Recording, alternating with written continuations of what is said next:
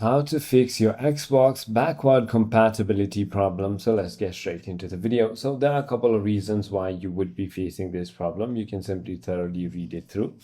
The first thing we're going to be doing is going to be checking backward compatibility. Just go to xbox.com/backcompat and search for your game to check if it is supported on backward compatibility.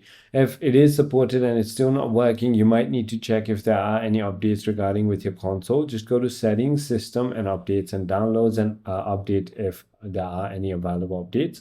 If that is not the case, you might need to simply go ahead and clean the disk gently with a soft lint-free cloth and try again.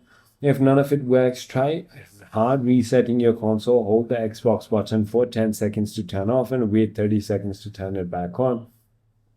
If it's still not working, you might need to simply go ahead and sign out and sign back in, or you could also contact their support team at help.xbox.com.